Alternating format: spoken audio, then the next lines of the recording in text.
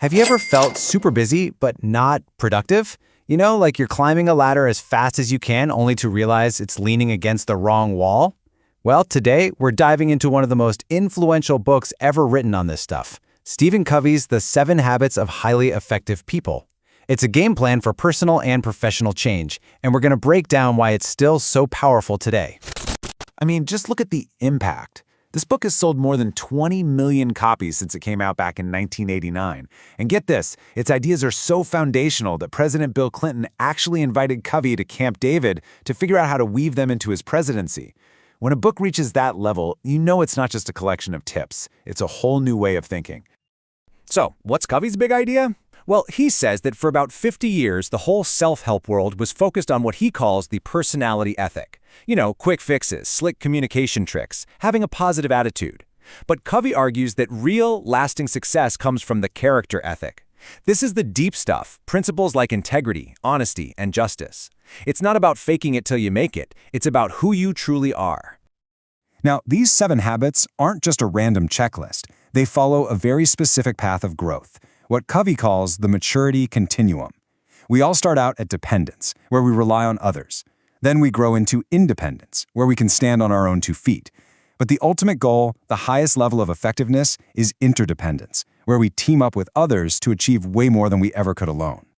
This whole journey starts from the inside out. It begins with what Covey calls the private victory. The first 3 habits are all about mastering yourself. Because, let's be real, you can't build great relationships with other people until you've got a handle on the relationship with yourself.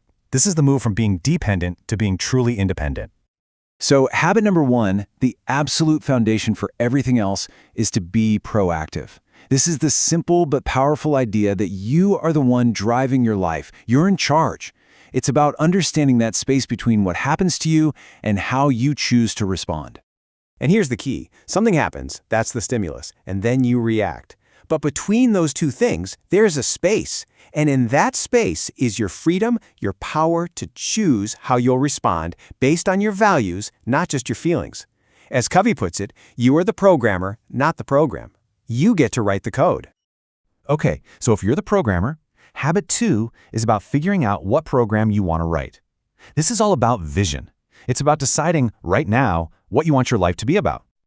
The way you do this is by creating a personal mission statement.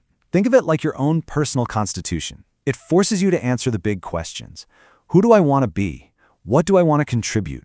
What do I stand for? Once you have this, it becomes the ultimate guide for all of your decisions. So you've got your vision. You know where you're headed. Habit 3 is all about making it happen, day in and day out. This is the habit of execution, of organizing your life around your deepest priorities. And Covey gives us an amazing tool to help us do exactly that. Check out this matrix. Most of us live in quadrant I, the urgent and important box. We're constantly putting out fires, dealing with crises. But highly effective people, they spend their time in quadrant 2, things that are important but not urgent. This is where the magic happens. Planning, prevention, relationship building, new opportunities. The more you live in quadrant 2, the smaller quadrant I gets. All right, once you've achieved that private victory and you're standing strong on your own, you're ready for the public victory. You've moved from dependence to independence. Now it's time to aim for interdependence, the highest form of effectiveness, which is all about teamwork and collaboration. The first step in working well with others is to get rid of the idea that, for you to win, someone else has to lose. Covey flips that on its head with a whole new mindset. Think win-win. And let's be clear, this isn't some slick negotiation tactic. It's a total philosophy for life. It's about searching for solutions where everybody feels good about the outcome. It comes from what Covey calls an abundance mentality, the core belief that there's plenty of success out there for everyone. So how in the world do you actually find these win-win solutions? Well, Covey says it all starts with maybe the single most important rule of communication. Seek first to understand, then to be understood. Before you even think about getting your point across, you have to genuinely, deeply listen to the other person first. Covey actually ties this back to ancient Greek philosophy. To persuade someone, you need 3 things, in this specific order. First, ethos, that's your credibility, your character. Then pathos, that's your empathy, feeling, and understanding where the other person is coming from. And only after you've done those 2 things can you effectively use logos, the logic of your argument. The order here is everything. So when you take that win-win mindset, and you combine it with truly empathetic communication, that's when you unlock the magic of the sixth habit: synergize. You've heard this phrase before, right? Synergy is exactly that. It's when 1 + 1 = 3, or 10, or 100. It's all about valuing the differences between people. When you combine different perspectives and strengths with trust and cooperation, you can come up with solutions that no one could have ever thought of on their own. Okay, so you've mastered yourself. You're collaborating brilliantly with others. You're done, right? Not quite. How do you keep it all going? That brings us to the final habit, the one that makes all the other habits sustainable. Covey tells this great little story about a guy who's been sawing down a tree for hours, and he's exhausted. Someone comes along and says, "Hey, why don't you take a break and sharpen your saw?" And the guy replies, "I can't, I'm too busy sawing."